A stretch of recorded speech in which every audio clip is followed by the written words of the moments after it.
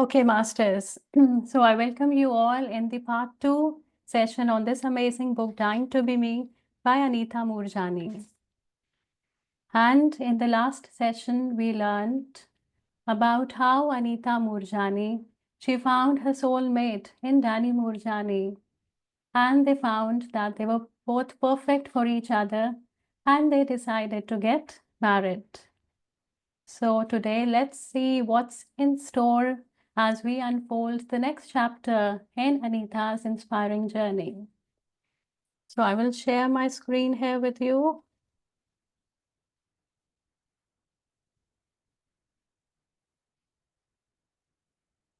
Okay. So now, Anita's father, he had not been keeping well for some time. And so Anita's parents, they decided that they would go to India to seek alternate healing therapies because they had tried all the conventional medicines here in Hong Kong and nothing was working for Anita's father. So they decided that let's go to India. And so they both, Anita's parents, they went to India. And then one fine day, Anita, she gets a call from her mother quite unexpectedly. And Anita's mother, she shares the news with Anita that Anita's father, he has passed on. That last night he went to his sleep and he didn't wake up from his sleep. And Anita, she was now very sad to know this. And Anita, she packed her bags and went to India to attend the last rites for her father. And as the ashes of her father were being poured into the river, Anita, she had tears in her eyes and with folded hands, she whispered to her dad that, my dear dad, I am so sorry if I ever caused you any pain. I am getting married, and you aren't here to see me walk around the wedding fire. You lived for this day my entire life. How can you leave now?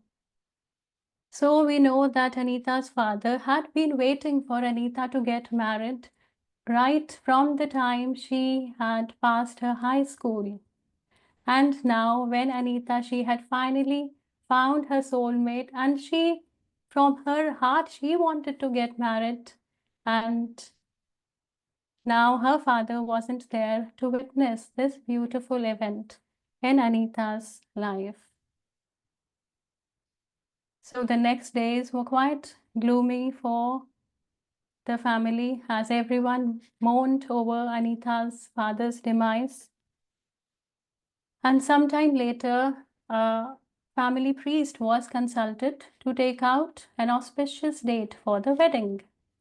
So the date was taken out, which was set after an year. And though there was still much time left for the wedding to take place, but this gave an opportunity to Anita's mother to take her mind off from the recent loss of her husband to look forward to this beautiful event, which was the wedding of her beloved daughter, Anita. So Anita's mother, she, with enthusiasm, she participated in making sure that all the arrangements, that all the preparations for the wedding are done. And finally, Anita, she married her soulmate, Danny Moorjani, on December 6th, 1995. And now, Anita, she was leading a happy married life with Danny.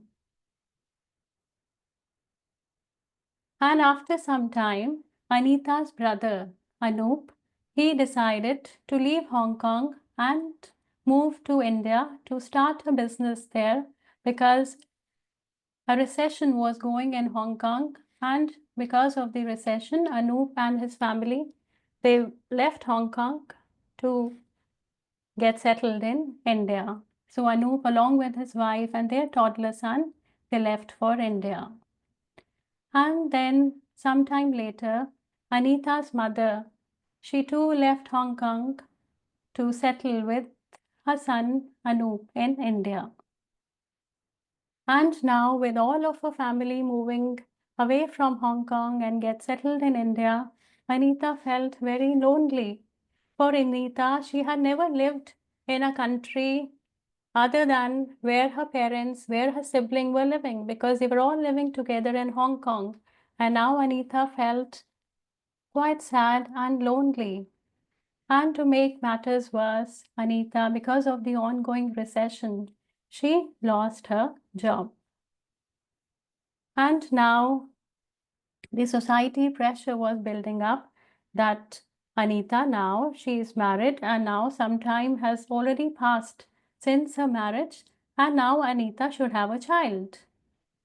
Because Anita she was already 33 when she got married and some years had already passed and the society norm was such that once you are married the immediate expectation is that you should have a child. And Anita she did not wanted to have a child. And both Anita and Danny, they shared the same thoughts that whenever they want a child, they can adopt one from the adoption house. For they believe that there's so many children in the adoption house who would love to have a home for themselves.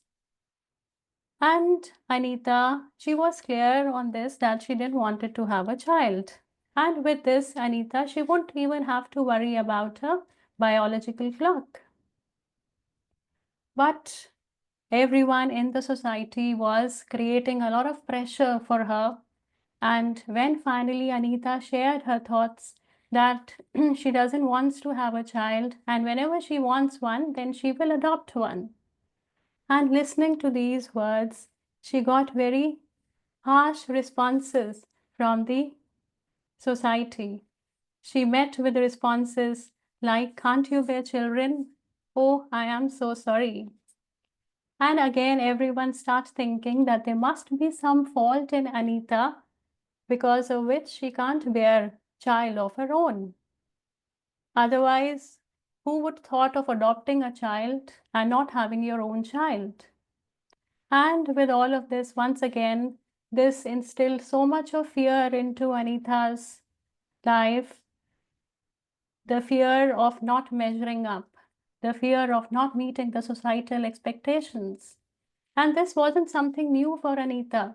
For since childhood, she had been having the same fear of not meeting what the society expects out of her, whether it was when she was in the school, when she was bullied so intensely, and she chose not to speak up and share the same with her parents because she didn't want her parents to think of her as a problem, or whether she wanted to do a job after her education or whether it was opting for higher studies, and the most significant of all, breaking her own engagement. So, whatever Anita did, it never met the societal expectation somehow.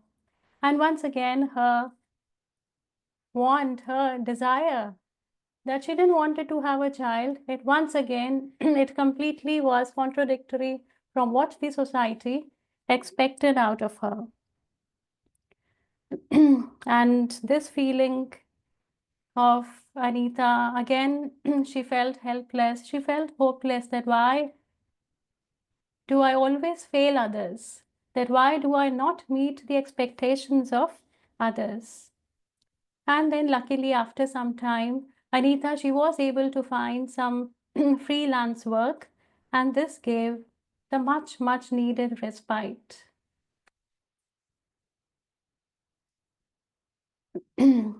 And now it was the summer of 2001. And Anita found out that her best friend Soni, she has been diagnosed with cancer. And when Anita she learned about this, she could not just believe because her best friend Soni, she had been hale, hearty, healthy. She had been looking after her health. She had a very healthy lifestyle. And Anita could just not understand that why did this happen with her best friend Soni. And then after some time, Anita, she also learned that her brother-in-law, that is her husband, Danny's sister's husband, he also has been diagnosed with an aggressive form of cancer. And to her utter shock and disbelief, both of them, they died of cancer. And now this instilled so much of fear in Anita, and she started feeling shattered from inside. She started researching about the disease, and she started finding out all the preventable measures that one can take to avoid this disease. So Anita, she started avoiding microwaves, she started avoiding mobile phones, genetically modified food, preservatives, and she started even avoiding sunshine and air pollution. And she started actually avoiding anything and everything that could even remotely carry this potential to cause this fatal disease, because she was so overwhelmed with fear, and she did not wanted that she should meet the same fate as her best friend Sony and as her brother-in-law. And this fear that she should not meet the same fate, it got so powerful that fear turned into a reality when Anita learned that she had cancer. And how did she discover that? Was that after an year, Anita, she discovered that she has some lump on the right shoulder above her right collarbone, and then a visit to the doctor revealed that she had lymphoma, which is a form of cancer of the lymphatic system. And the lymphatic system, as you can see, it includes the lymph nodes, it includes the spleen, the thymus, the tonsils, and the bone marrow. So the lymphatic system, which has the lymph nodes running all over the body, it is essential as it filters the blood. It also helps in fighting viruses, bacteria, and other harmful substances. And lymphoma, it begins when white blood cells mutate and grow uncontrollably. Now, the doctor suggested Anita that she should have an MRI so that they could stage the cancer. And on having the MRI, it was found that Anita has stage 2A cancer. So stage 2A means that she had cancer which was present in her neck and her underarms, meaning that it was still contained in her upper body. So as you can see that the stage 1 means when the cancer is only present around the neck area, and as the stage progresses, then the cancer spreads to other parts of the body as well. And now Anita, she was devastated from inside, because prior to this diagnosis, Anita feared, and one of her biggest fears was not getting cancer. And she had been doing everything and anything that could even carry a remote, cause to have cancer. And now she was battling with something which she feared the most. And the doctor, they advised Anita to get chemotherapy. They advised her to get the radiation therapy. But Anita, she was completely against getting the chemo done, because she said that she had been a witness to this fact that when her best friend Sony and when her brother-in-law, they both got cancer, they did everything which was prescribed by the medical doctors. They got all the chemos, they got all the radiations, but still nothing could prevent their death. So Anita was adamant that she would not get the chemotherapy, because she had this belief that if she has the chemotherapy, then she would also meet the same fate. So now Anita, she was desperate, and her desperation led her to research a lot about this, and she decided that she would come to India and she would follow Ayurveda, and she learned yoga from a yoga master. She learned meditation. She adopted a vegetarian diet. She had herbal medicines, and to her surprise, she found that all of these things that she was doing, it started helping her. She started witnessing a well-being within herself. And she stayed in India for 6 months and she practiced all of it with sincerity. And Annie also used to visit her sometimes to India. And then after 6 months, Anita decided that I have to now go to Hong Kong and I have to be with Danny. And now Anita, she was back in Hong Kong. And when Anita met with everyone in Hong Kong, nobody could believe this shift in Anita. For Anita, she looked well, not only physically, but mentally, but emotionally also. She felt strong. And everyone was curious. Everyone wanted to know that what brought this turnaround. Because everyone had such a adamant belief that once you have cancer, then there is no cure for that. And when they saw that Anita, when she left Hong Kong, she looked so miserable. And now when she is back from India, what did she do in these 6 months that brought such a positive transformation in her? And now Anita shared what all she had been doing in India. And the moment she shared, none could believe that following such simplistic practices, that doing yoga, that doing meditation, adopting a vegetarian diet, following Ayurvedic regime could actually help in combating this fatal disease. And everyone rejected this idea. They said, no, this is just not possible, that nothing can help and work against this disease. And then Anita, on getting such negative responses from everyone, on getting such fear-based responses from everyone, doubts and apprehensions, they started creeping into her own system, and she started defending her position. She started explaining, she started justifying her going to India and whatever she did in India. So Anita said that instead of going back to Hong Kong, back to India and pursuing what was actually helping her, just because of the fear-based responses, because of the negative responses that she got from everyone, she decided that she would not go back to India and she would stay in Hong Kong.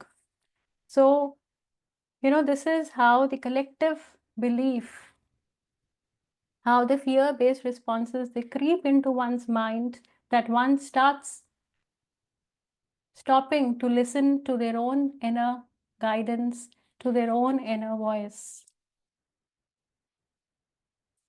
So now Anita, she stayed back in Hong Kong, and in Hong Kong, the traditional Chinese medicine was prevalent. Everyone used to practice that. So Anita thought that, okay, even I will adopt the traditional Chinese medicine. But the moment she started with this, she found that the traditional Chinese medicine was very contradictory to what she had learned in India. Because in India, she was told to adopt a vegetarian diet, and here she was being encouraged to have meat-based diet. And the traditional Chinese medicine included things like acupressure and acupuncture, and was very different from what she had learned. So, this all the more got in more doubts to what she should actually follow, whether she should adopt a vegetarian diet, which she had learned, or whether she should now start the non-vegetarian diet. Everything, all these contradictions, they were getting more doubts in her, they were getting more fear into her, and she felt completely lost. And then there was the theory of karma, which Anita also believed in, which is as you sow, so shall you reap. That is, whatever we put into the universe will come back to you. And Anita, she started having these thoughts that I might have done something evil, something terrible in my past life, because of which I have to endure so much of suffering. I have to endure so much of pain. Because whatever I am experiencing now, it is a result of what I did in the past. So with all of these thoughts, Anita, she felt ashamed of herself. She felt ashamed of what she might have done in the past. She felt as if she was being judged. And the judgment was passed that now you have to suffer. Now you have to have this deadly disease and you have to be in pain. And all of this while, Anita, she tried to put her best foot forward. She was trying to be as brave as possible. She was still trying to put others' emotions and others' feelings forward. She was pretending that everything is okay with her, that she is still having a positive approach towards life, so that others, they don't feel hurt, that others don't feel that Anita is undergoing through something which is so terrible. And Anita kept pretending that everything is okay, whereas the truth was that Anita was completely shattered from inside. The truth was that Anita felt complete darkness within herself. And all this while, Danny, her husband, was the only person who understood what Anita was actually going through. And Danny understood that Anita, she wasn't feeling comfortable being around the people, they were feeling very sorry for her. They were having the feelings of pity for Anita. And Danny, he started acting as a protective shield around Anita when she was around people.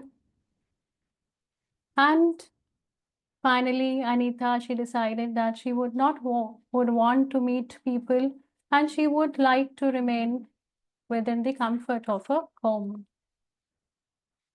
And now Anita, she started feeling physically extremely weak. Her breathing, it got labored. For taking even just one breath, it required a lot of effort for Anita, and her limbs had got extremely thin, and she had difficulty even holding her head up. She was losing weight rapidly, and a low-grade fever always enveloped Anita. So every other day, Anita, she had been visiting to the hospitals to get the blood transfusions. And on one such visit to the hospital, out of despair, out of feeling so hopeless and tired of the pain and the suffering, Anita, she asked the doctor, do you think that I can come out of this, looking at the stage I am in and looking at what I am suffering, do you think that I could improve at this stage? The doctor didn't reply anything to Anita, but in private told to her husband Danny that Anita, she has about 3 months to live, because as per the latest scans, the tumors, they have grown and increased in number, and the cancer has spread quite aggressively throughout her lymphatic system. And the doctor even said that even the chemotherapy won't help her now because her body has no strength to handle the toxicity. And any treatment that Anita now undergoes would only weaken her further and bring her closer to death. And he finally said that I am so sorry. That is, he was telling to her husband that now death is inevitable, that now that we can't do anything, and it's just 3 months that Anita has now to live. So now as the time passed by, Anita's condition, it got all the more deteriorated. She now couldn't breathe even without this oxygen mask. the oxygen tank was there with her all the time so that she could take that next breath. Anita, she could not lie flat on the bed because she would start choking. There was so much fluid in her lungs that she could choke any moment. There were skin lesions all over her body.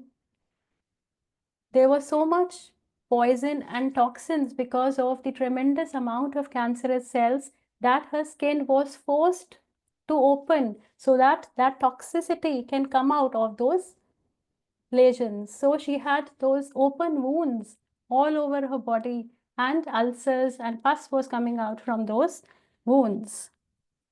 And then she also experienced tremendous amount of itching because of inflammation. She could not sleep in the night because of all of this, and her digestive system had also stopped functioning. So just a little amount of food which she used to gulp down her throat, even now that wasn't absorbed by her body because the digestive system had completely stopped functioning. And she was completely malnourished. And the only mobility that she had was now with the wheelchair. And her body, it had become like a skeleton with no strength at all. And all of this while, Danny had been taking care of her, and the way he was taking care of Anita, Anita knew that whatever Danny was doing for her was not out of any obligation. It wasn't out of any duty or responsibility. She knew that whatever Danny was doing for her was just out of pure love which he had for her beloved wife, Anita. So, Masters, with this, I will conclude on the wisdom sharing part. But before I conclude, let's have a glance on some of the key insights that we had in today's session. So, we learned that fear is contagious, and the doubts of others, they can deeply influence even those who have found truth through personal experience. Anita, when she went India, she had experienced this for herself, that she was improving, not only physically, but also mentally and emotionally. But when she was back in Hong Kong, the collective disbelief, the collective fear-based response that got into her, she chose to go by those fear-based responses. And this is how, this is how the collective disbelief, it can dismantle our strongest beliefs. That society, it often dismisses what it cannot explain, especially when it challenges conventional narratives.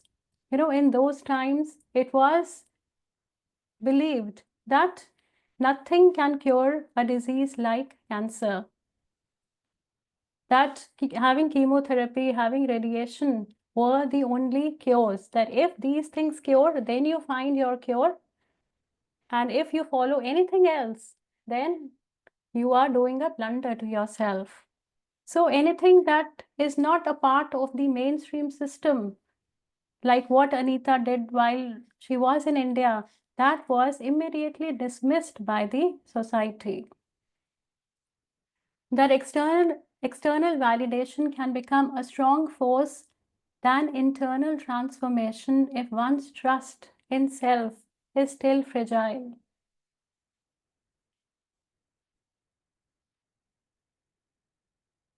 In the beginning, Anita, she had trust within herself when she started with the alternate healing modalities. But with time, looking at the fear-based responses from others, even her own trust and even her own light from within, which was telling her that you need to go back to India and you need to pursue what you were doing, even that light, it got faded. Even that inner voice, it started dimming out because of the loud and intense fear-based voices of others. And finally, that belief system, they shape outcomes. When Anita doubted what helped her, her mind-body connection, her mind-body continuum, it weakened. And that got immediately reflected on her health. The moment Anita also started believing in what others believed, that all these alternate healing modalities, they don't have any positive result. That very moment when her belief got changed, that reflected into her body, that her body from that moment, from that shift in the belief, it also started listening to her belief and it started worsening. So masters, with this we end our session, and in the next session we learn about Anita's profound near-death experience. We learn about the wisdom that she brought within herself from the inner realm, and with the hope that this wisdom, it will transform our perspective on life, on death, and on the very essence of our being. And through her story, we may begin to see beyond our fears. We may begin to embrace life with greater trust, and we may start understanding that we are far more than what we can ever imagine. So masters, this was all for today's session, and I welcome you all to share your meditation experiences, any takeaways from today's session, any of your personal experiences that you may have, or any of the questions that you may want. And I request also that you please switch on your cameras. Thank you.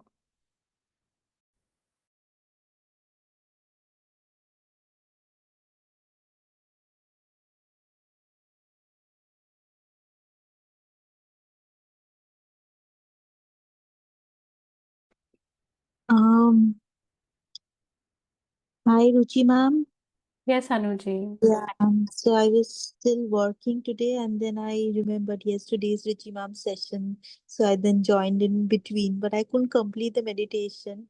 But I had the wisdom sharing, and the book you read. But what I felt like, I wanted to finish the book today itself. I felt that if you could go on and for all the for the entire length of the book, and we could finish it. It was so deep and so like um, soul searching. But yes, that's very true. Like once we let our fears creep in, that that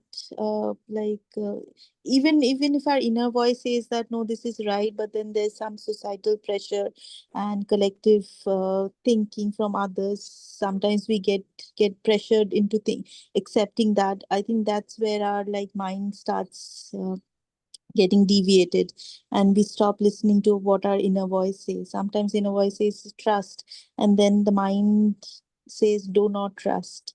I think we should try and lean upon that thin inner voice which is always within us, telling us what to do and guide us and direct us, and not let any kind of fear like allow us to be um not allow any fear to drag us at any length.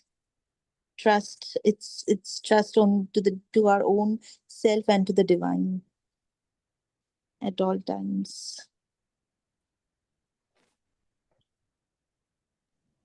Yeah, that's all what I felt. Yes, Anuji, thank you so much for bringing this profound sharing to us. So masters, would anyone else like? And please switch on your cameras. I would request again that if you're sharing, please have your cameras on. Ruchi? Yes, Yes, Malati ji. yeah. I had cancer twice actually. Okay. The first time I just went for my regular checkup, mammogram, and they told me they took 2 and 3 and all that. And then they said the consultant will be seeing you And he said, "You got breast cancer. When can I give you an appointment?" Right? But I was working. So I said, "I can't just drop all my patients just like that and come." He said, "What is more important? Your, your health, your life, or the patients?" He said, "This is the date, you come back." So I went back and had the cancer, but my faith was in God, in Krishna. I said, if I have to survive, you know, the cancer would not have been detected so early. Okay. And also, I felt I'm getting the best consultant in the Southwest to do the operation. And God will do it through him, through his hands. And I believe that very strongly. And it's up to him to decide whether he wants to take me away or leave, or make me better. So I wasn't crying. I wasn't, there was no fear as such within me about it. But however, my husband was extremely upset. He's a doctor, so he was extremely upset and crying. And my brothers were also doing the same. Because they have witnessed my mother dying of cancer, so they know what will happen. But what I'm saying is, if you put your faith in God, right, whoever he is, it can be the universe, it can be any God, because Krishna is in everyone, in everything. It's up to him to decide whether we live or not. That was my faith. And I came through both. I came through it okay.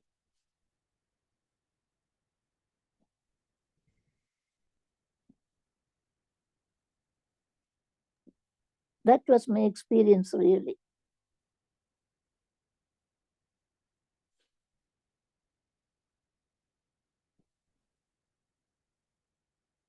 Wow, Malati ji, amazing. I mean, what do I say? That what you did, it required so much of strength and it required so much of courage that you just surrendered to the divine and you let the divine take control of your life. And you had accepted whatever the outcome would be. Yeah. Yes. Wow. And see, you are a perfect example that when we leave everything to the divine knows what is best for us. That's what I believe in. Yes. Yeah. I believe that very strongly. Yeah. He knows best. He knows what to do, and he will tell us. Tell us through my actions, telling me, indirectly, in my mind, say, you have to go through this, you got to accept this, and it's as if the divine is talking to you. And that's what happened. I'm still here. Yes. Yes, Malati ji, we are so happy that we got this sharing from you and we got this learning from you to be in the surrender mode and to let the divine take care of everything, because whatever he does, it will be the best for us. Yes. Thank you. Thank you so much, Malati ji. Thank you for allowing me to talk. Yeah. Thank you. Yes, Swarna ji, please go ahead and please also switch on your camera, Swarna ji. Hello, Ruchi ji. Thank you so much. I don't know. I'm not in a position to, open my camera. If it is okay, I will stay like this. Otherwise, I will open. Okay, it's up to you. Okay, I'm good. Good to see you, Okay, thank Swarna you. ji. Fine. Thank you. Yeah, no problem. Yeah, thank you so much. I joined in the end, but it's so touching wisdom that you brought up through Anita's journey. Beautiful, beautiful. Echo each and everything, how the disease manifested. Even though we bring all childhood diseases, it's all from past life, if it is this life or past life, whatever, but we need to accept that nothing comes, universe doesn't give you if it is not for you, right? It's everything is happening, whether you did, whether you did to someone wrong or not, but it is needed for your spiritual journey. That is what I believe. Whether it's sometimes we don't want to agree, like, oh, I did, that's why it coming to me. But if we agree that it is coming to us for our spiritual journey, that will really make you accept and take you to the next level, right? Because without suffering, you will not grow. That is the truth. So, but it is hard to accept, right, during that time, even though we are so good, it's coming and all. But she, Anita, accepted that her truth, that she had done something, or it's happening for her growth. When we accept from universal truth point of view, you won't have guilt, shame, or all those negative energies, because universe is giving you for you to grow, because you want to grow. It's not like universe want you to grow, you want to grow, right? We all, whoever is journeying on this spiritual path, we want to grow, no matter what, no matter how much challenges come. So yes, then universe is only supporting us by giving this. Yes, Swarna, or yes, um, this ma'am, what Sumati ma'am, right? She just spoke. Malati ji. She, whatever, Malati ji was so, I always admire her journey. She's so, at this age, still she's so strong. She every time look forward for the meditation. She wants to share. I really love her journey and love her talks from her experience. So beautiful. So we want to walk on this path. That is why universe is giving us. So we just accept it as if universe is talking to you. I love that the way ma'am explained. So yeah, so it's beautiful wisdom came out, and I'm so glad. Even so many incidents, it's hard for me to accept it. What did I do? What did I do? Why do I have these experiences and all? But when you take, yes, you wanted, because you strongly want to walk on this path. You want to walk on the universe's path, want to bring a positivity in the universe and within you. Then what else? How else you can make it possible, right? What else? What are the other ways?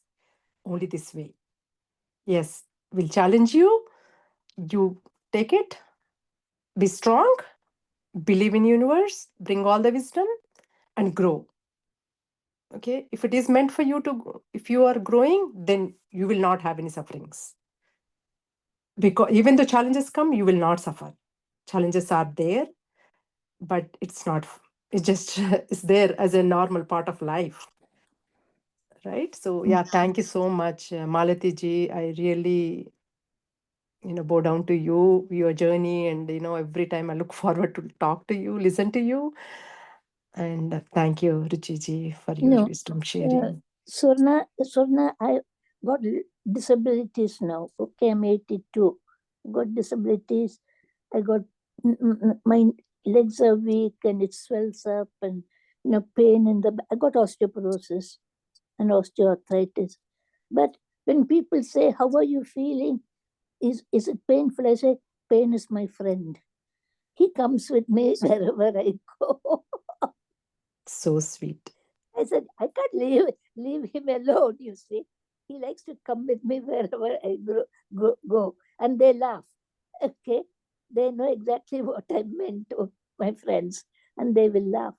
But I don't look at the pain. Okay, I might say, "Oh God, I got to get up in the morning." Then I put Voltarol on my neck and everything, and massage my leg as well. And I'm able to get up and start doing things, right, for the rest of the day. Maybe I have to be very careful. I don't have I tend to fall a lot, so I'm using a rollator now. Okay, so but I forget often, and I walk on my own, which I shouldn't do, but I do, and I get told off by my son for that. But I am not unhappy about my life. because I'm like this. I'm very content. Okay? Like you said, I look at it as there are people who are worse than me. At least I can walk, I can do some cooking, right? I can, and when friends call me, I can go for small get together, right? And sometimes they come and pick me up, or sometimes my son takes me, right? So I don't avoid anything. That's what I'm saying. In spite of the pain, I could easily sit at home and say I'm not coming because, because I'm not feeling too good, or it's very painful for me today. I can easily say. I don't say that because life has to go on, and the life has to take its own course. Beautiful. Beautiful, Malataji. Yeah, exactly. That is the way to go, way to live. And I will try at my level best, and I tell God, if I'm like this till the day I die, I'm very happy. Right? I'm very happy about it. Right? Okay? So that is how I feel inside me, and outside I feel the same. I don't feel sad at all, or depressed or anything. I don't feel any of those things. I love gardening. I know I can't go and do it like gardening, but I can boss my gardener to do what what I want him to do. So I tell him, do this, do that, do the other, okay? And sometimes he does, sometimes we argue as well, but that doesn't matter. That really doesn't matter. That is my life, Swarna. No. You are living your life fully, Malatiji. So much. Yeah, that is you're still spreading, going with the friends. You're spreading because others will learn from you the way your outlook, the way you're thinking. So everybody will look at you and take some message from your life. So definitely you should go and never stop going, never stop doing what you're doing. So great message, today's message, and thank you so much. Yes, pain is with you because pain is your Krishna. Yes. Pain is my Krishna, so he's Yeah, with my me Krishna, he'll come with me wherever I go. wherever you go. Exactly. If So you take that, why do I have to be worried about it? Nothing. He's there. true. Great way to, think, and your life is awesome. Thank you so much for your sharing. Yeah, thank you all. Thank you for letting me talk. Yeah, thank you so much, Malataji, and thank you so much, Varnaji. Life is a celebration, and you are living Yes. it, Malataji. Thank you. You're welcome. You're welcome. Yes, Ramji, please go ahead. Yeah, I would like to start by thanking Malati ji for sharing her journey. Every time I listen to her, it just really, like, we read in the books, we read or listen from someone else, but now here we listen directly from the person. And to see the energy, the spirit, and the intentions, the way we look at things, it is amazing. So when Malati ji, you were sharing, I have these and these and these disabilities, and as you share how you are living, it seems like the disabilities have got disabilities out of your abilities on how you look at it. So it's really, really, how do you say, inspiring on how to look at things in life. It is all in our vision. It is all in how we see them, that how we experience them, and how we experience the whole life in any given point of time. So very grateful for your sharings, and at the same time very grateful on the energies, intentions that you pass on to all of us and everyone around. So thank you. Thank you. And Ruchi ji, what a beautiful sharings today. Amazing. Indeed, we always need to look into our own self. And these stories that come through now through these wisdom sharings from this book is a reminder is reminder on, do we have any fears? Just look into one's own self, and those are not at all helping us to heal, not at all helping us to live a joyful life, not at all helping us to, experience life in itself. Rather, we are fastening the process of experiencing that we truly don't want to experience. So I'm sure all these will only give more and more insights in order for us to contemplate upon and work upon, not to bow down or not to become part of a societal pressure, but just go through the gut feeling. And, there are so many such wonderful examples, like the one we are now listening from Malatiji and the one from the book, that it is all in how we look at the things. It is all in that. So, very, very grateful, Ruchiji, that I was wondering, it's a story. How would she explain these things? Because I remember you sharing autobiography of a yogi, and there is some content there, there is some information there, some quotations there, everything. And now I'm very impressed how you can present anything. So, very beautifully presented. Thanks a lot. Thanks a lot. Thanks, everyone. Thank you so much, Ramji. Thank you. Your wisdom is always sought by all of us, Yes. and we all learn from each other. We learned today so much from all the masters. We got inspired from all of the sharings that were done today, and that is the only reason for having this Sajjan Sangatya, for having Yes. these sessions, so that we can inspire us, we can learn from each other, and we can remind us every day that we have to listen to our higher self. We have to listen to what our inner guidance is guiding us to do, because that is only thing that is best for us. Yes. Yes. So thank you so much, Ramji.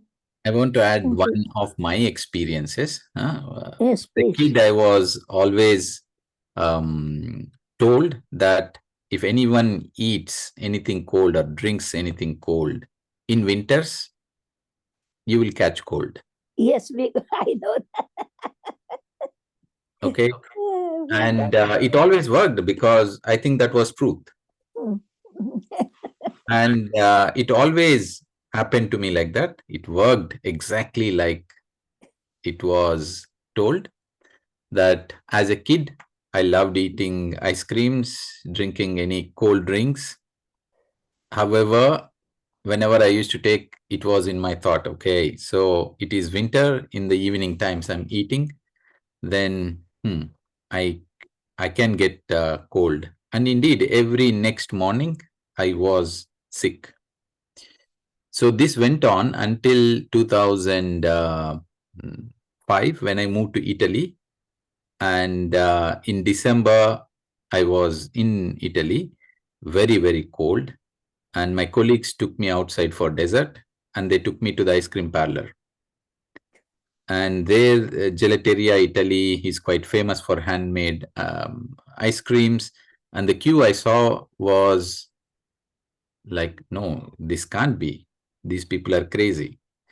So when I shared this to my Italian colleagues, friends, they said, how is it possible? It doesn't work like that in Italy. We are eating every day, and particularly we love to eat in winters. So nothing happens. So after listening to them, seeing them, and by then I was already into meditation, but then witnessing these things really shifted my own belief system, my own prophecy I have written for my own self out of what people have told me around, what elders told me, because they're telling, because they know better than me.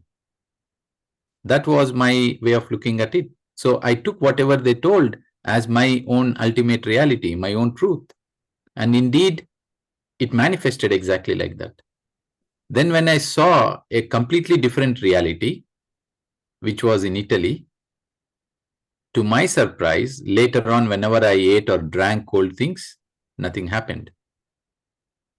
So we have to look into our own selves. There are so many belief systems that we have ingrained into our own selves, into our own being. It is because we thought this is what is going to happen when this is done. And we keep on transferring the same thing to the coming generations, to the people around. So we have to be very conscious, number one, to redefine our own misunderstood, or rather not rightly working to our own body, to our own mind.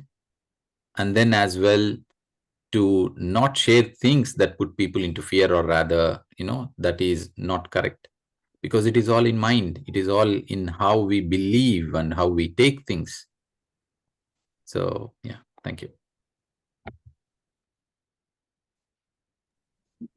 Yes, thank you so much, Ramji, for sharing your own personal experience. And experiences like this, they help us in breaking the shackles that we have made in our own minds, and they help us in coming out of those shackles, because only then we will know what life is all about. Because when we shrink ourselves and when we limit ourselves to the limitations that we have put ourselves through our mind, we are not living a life of our highest potential. So experiences like these, they tell us that what belief systems are we carrying? We need to question them. And this is just what you shared, and the results that you got were, immediately they manifested, that you didn't catch a cold after having ice cream in winters. Great. So masters, do we have any more sharings?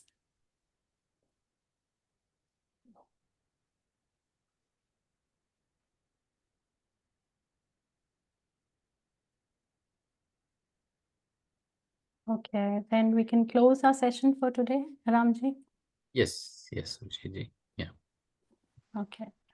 So masters, thank you so much for joining me in today's session, and I will see you in the next session, which will be probably in June. Okay.